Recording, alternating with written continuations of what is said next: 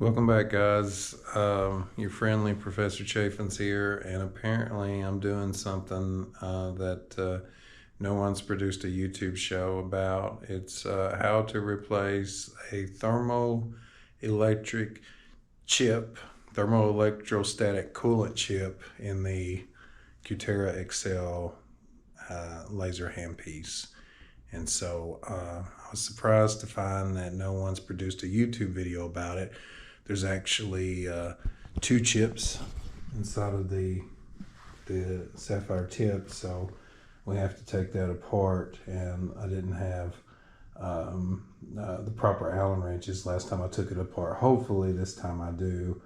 And then you have to put this, it's like this adhesive silicone conductive top gel around the chip because it helps with transference of energy. So one chip heats, the other cools, and then the water pulls that energy away from the tip and then takes it to a heat sink. So if this doesn't fix the issue, it's probably the water pump, in which case I'll have to take the side panel off and replace the water pump. So hopefully it goes well today. I know it's a very tedious process, so I have my loops to use, and I've worked on lasers, IPLs, epilators before, but Cutera doesn't like you working on it. They kind of make it hard, but we have to get into it anyway. So hopefully everything goes okay.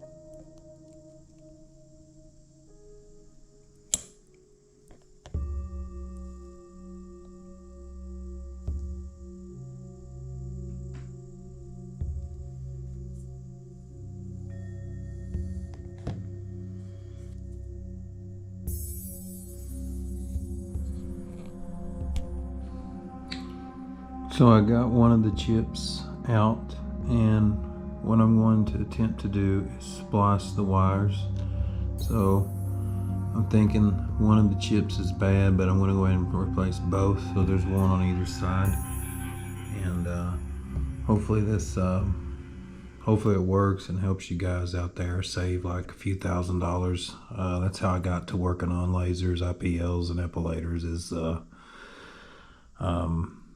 one time we had a laser breakdown and had to call somebody, and it was thousands of dollars, and small businesses just don't have like $4 or $5 grand just to burn through. So I started getting a tutelage from William Allen Taylor, who worked with Dr. Goldman building the first medical laser, also Dr. Palmer.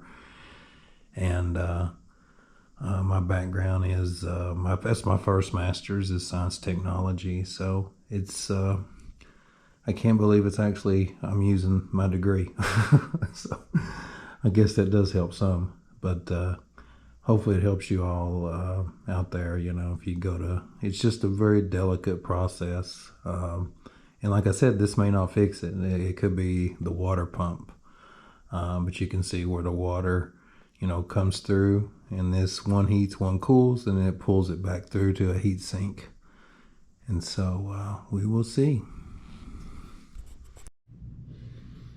Got one of the new thermoelectric coolant chips in, and just going to splice these wires here. Here you can see they soldered them, and I'm just going to do a splice just in case like something goes wrong and I have to redo it. I think both chips are the same, and I'm thinking the computer's sending a message to heat one and cool the other.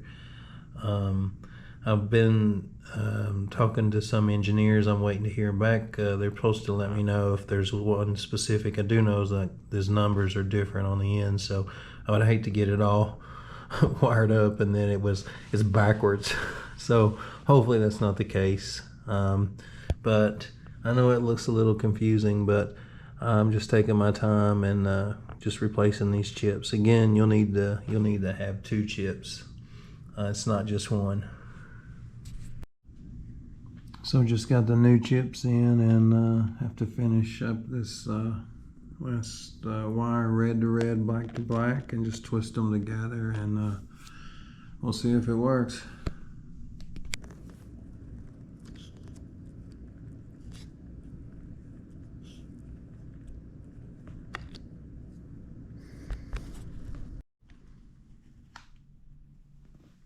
Just putting the screws back in.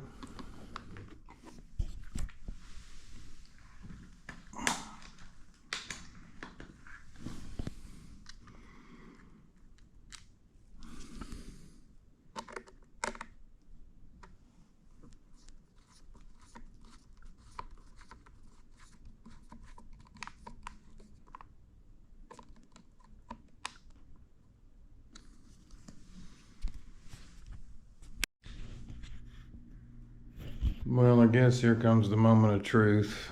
I don't know if this will fix the situation or not. I ran the wires exactly how they were run. I noticed on the old TEC chips, the gauge was a little bit thicker than the gauge on these new ones. Maybe that's an issue, maybe not. Engineers got back to me, said it shouldn't matter they said they should be identical, and but the computer sends the message for one to heat, one to cool down, and so I don't know. We'll see.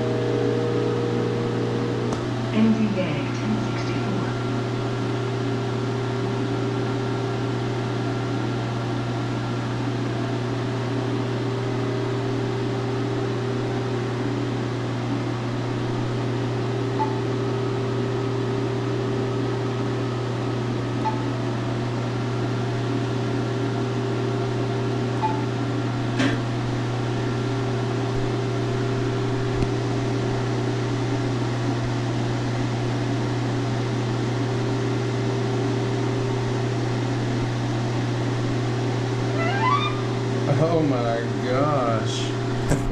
It fixed it. Oh man. So we'll just do a test here. This little plastic thing got pushed out, but I had to use some tape I had. I kind of pushed it, but hopefully everything will be okay. And then it may not, but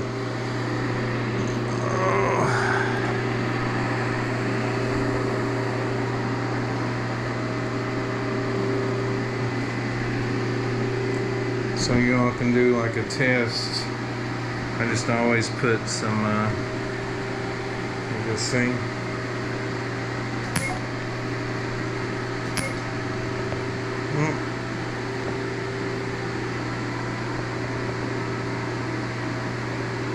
Yeah.